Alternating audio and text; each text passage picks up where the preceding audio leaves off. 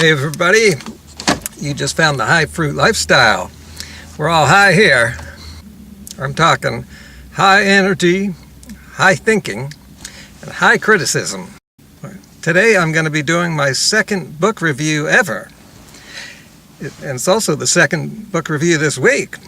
And both of these book reviews I will be doing without even having read the book. And as often goes together, we got high ignorance, high arrogance. Except I'm smart enough to know when I'm ignorant. Most people are not. But seriously, I did read some of the book. I'll be reviewing that part. But I like to do more than just what's expected. And this is a perfect book for me to review because this book is close to my heart. The book is called, But What If We Are Wrong? The book points out, as I've been pointing out for like 2 years now, that most of the things that have been believed by people have been wrong, even by experts. And history shows this. And it talks about human perception all the way up to the truth.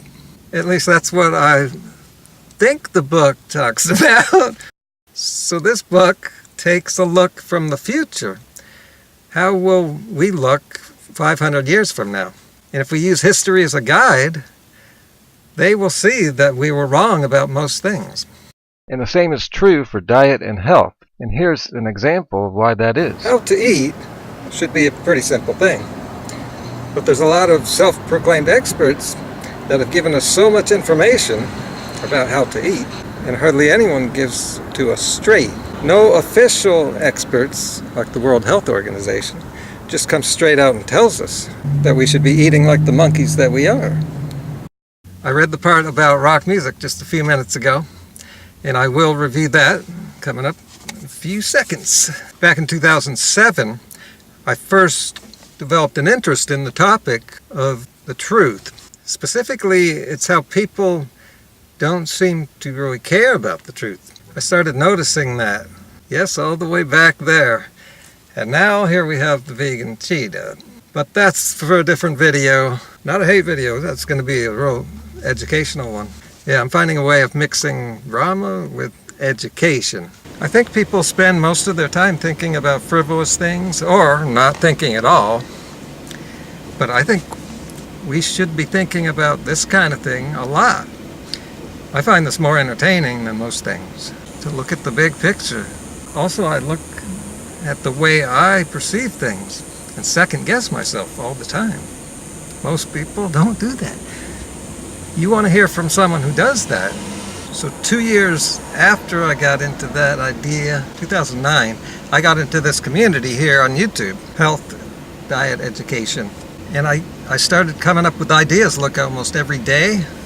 And I will be writing that book. I've got enough material about myths and how people believe a whole bunch of things that are not true. And I figured out the reasons why people create these myths and continue to believe in them. In the meantime, I wrote a health book which goes into this area about myths in diet. And I get into society and why society thinks a certain way, all the aspects of society, the public, the experts, businesses, and how they all conspire. They don't conspire, that's just a fitting word, but it's subconscious, mostly. Not with businesses though. Yeah, businesses conspire. So the part of the book I read, how will rock music be perceived 500 years from now? I agree with him that 500 years from now, people will not know rock music. Not only will they not listen to it, they won't even know it. Because music changes every 10 years or so. When we look back at music from just 50 years ago, we look back and think it's weird, and hardly anyone listens to that music anymore. I enjoyed the part about the Voyager spacecraft, and they had the idea of putting music and a bunch of other stuff on the spacecraft on a record. Now, I'm not sure if this was a vinyl LP type medium, but the author seemed to call Carl Sagan an idiot for assuming that it could be found by aliens or that they'd be able to listen to this. I didn't care for that. Okay, one of the highlights of the book is gravity, and how for a long time people thought they knew how gravity worked. But then came Einstein. But what if we're wrong about that too? Here I have something to add to that. That scientists don't actually think they're right about gravity. Just for your information. It's called Einstein's theory of gravitation. He acknowledges that it's just a theory. Well, these scientists realize how difficult it is to know for sure exactly what causes gravity and the nature of it. And they're still working on it, so of course they're going to come up with new ideas, and things would have changed a lot. There'd be a whole bunch of theories 500 years from now. So from the part of the book that I did read, and the reviews, I can give this book mixed reviews. It's a good topic, and he does give a lot of things for people to think about, and that's always good. Some of the reviews were not good and said that the book goes off into places that people don't really like, and it really doesn't satisfy what you're expecting. And as I read the part about rock music, I saw the same thing. Oh, and the fact that he's using a whole bunch of words that are not common words you may not understand. When someone said that it seems like he's trying to impress the reader, I got that impression too. Some sentences I have trouble understanding what he's talking about. Someone mentioned the prose style, but it's not very prose. It's not very user-friendly. There was talk about what if the greatest artists, creators of our time are not even known.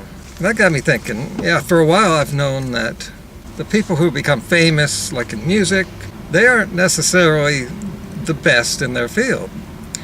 Because, like music, it's a business.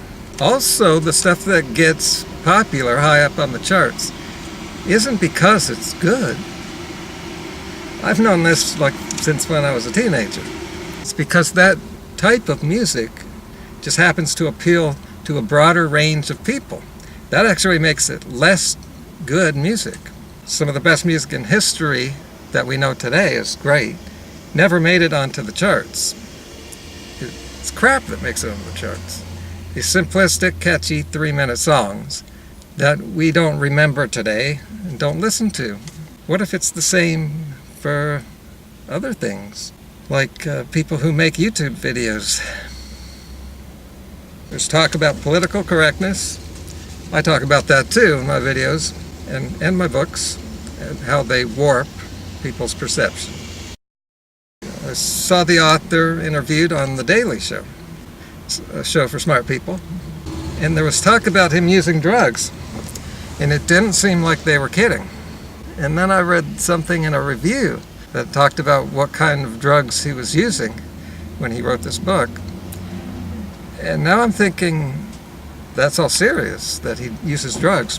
Now, my 2 books and all of my 360 videos were done without the use of drugs. Now, if you know my material, that's pretty impressive. I just don't need drugs to come up with all sorts of ideas.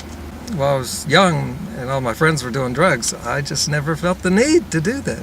Because I'm already there. And also, just for people's information, there's a lot of books like this. And in a thrift shop, I came across a book that I hadn't heard of. That its almost exact title is the one I came up with. It took me years. It's irritating. But I'm not changing the name.